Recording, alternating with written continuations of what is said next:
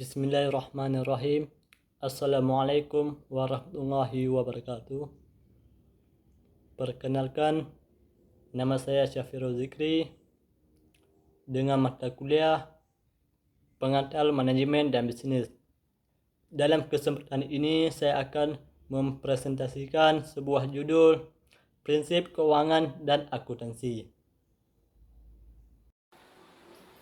Prinsip keuangan.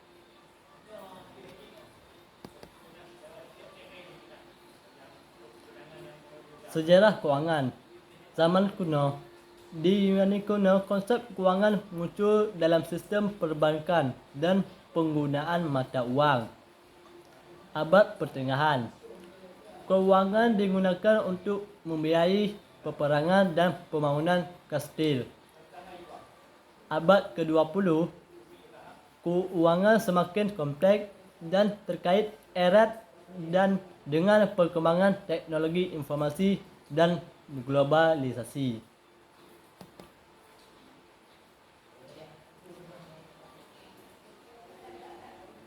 Apa itu keuangan? Dari pandangan para ahli, dapat disimpulkan bahawa keuangan adalah suatu disiplin ilmu yang mempelajari pengelolaan sumber daya keuangan dengan cara yang efektif dan efisien serta membuat keputusan keuangan yang tepat untuk mencapai tujuan jangka yang panjang. Definisi keuangan menurut para ahli. 1. Menurut Ezra Solomon, iaitu keuangan merupakan suatu bidang yang mengkaji pengambilan keputusan dalam hal penggunaan sumber daya keuangan oleh individu, bisnis, dan pemerintah. 2. Menurut James Van Horne, keuangan mencakup 3 aspek penting, iaitu pengelolaan keuangan, financial management, pasar keuangan, financial market, dan yang terakhir adalah instrumen keuangan, financial instrument.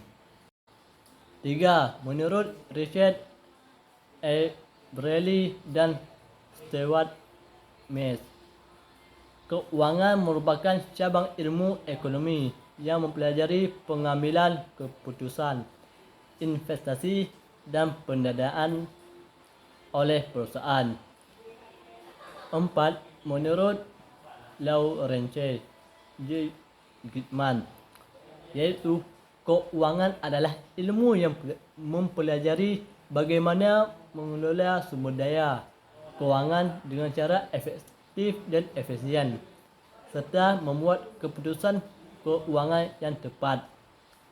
Dan yang terakhir adalah menurut Weston dan Brigham, keuangan sebagai suatu disiplin ilmu yang mencakup 3 bidang utama, iaitu manajemen keuangan, 2. pasar keuangan, dan yang terakhir adalah institusi keuangan.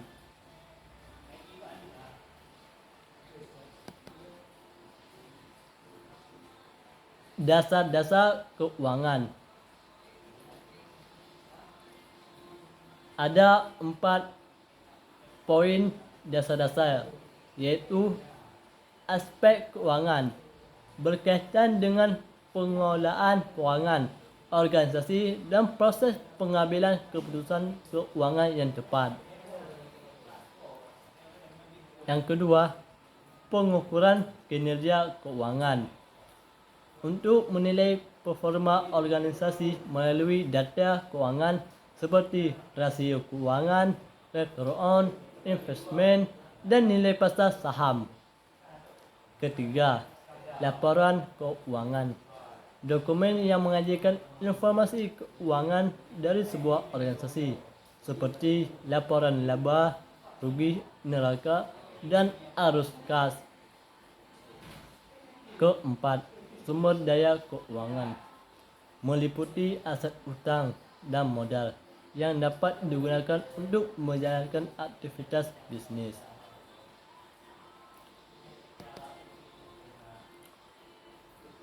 Fungsi keuangan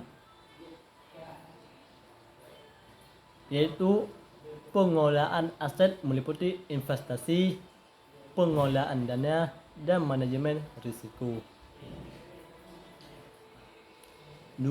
Pembiayaan dilakukan dengan cara memperoleh modal dari investor atau melalui pinjaman. 3. Pengambilan keputusan keuangan yang tepat dapat membantu organisasi mencapai tujuan jangka panjangnya. Dan yang terakhir adalah pengendalian keuangan, meliputi pengawasan terhadap pengeluaran dan pengelolaan keuangan organisasi. Jenis-jenis keuangan. Ada 5 jenis keuangan. Poin pertama, keuangan korporasi yang berkaitan dengan pengelolaan keuangan sebuah perusahaan seperti pembiayaan, investasi, dan pengambilan keputusan keuangan. Poin kedua, keuangan publik berkaitan dengan pengelolaan keuangan pemerintah dan organisasi nirlaba yang bertujuan untuk memberikan manfaat kepada masyarakat. Poin ketiga, keuangan pribadi berkaitan dengan pengelolaan keuangan individu, termasuk di dalamnya adalah perencanaan keuangan, pengelolaan utang, dan investasi. Poin keempat, keuangan internasional berkaitan dengan transaksi keuangan antara negara-negara, termasuk di dalamnya perdagangan internasional, investasi asing, dan pengelolaan risiko mata wang. Dan yang terakhir adalah keuangan Islam.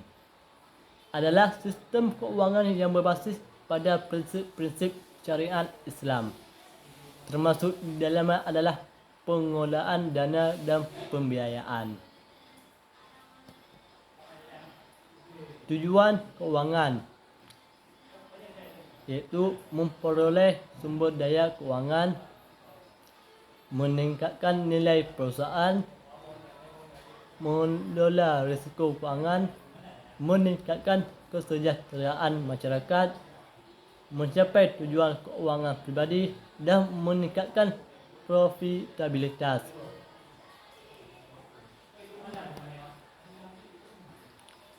Manajer keuangan.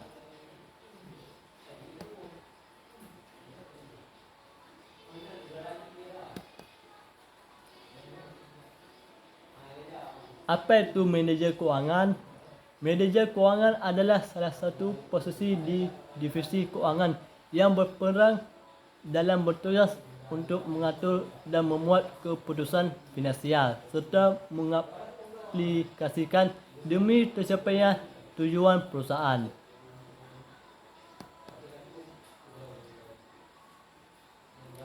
Fungsi manajer keuangan iaitu planning, segala hal berkaitan dengan perencanaan arus kas hingga laba rugi perusahaan. Budgeting, pengalokasian anggaran secara efisien untuk kegiatan operasional perusahaan. Controlling, kegiatan evaluasi mengenai keuangan serta sistem keuangan perusahaan.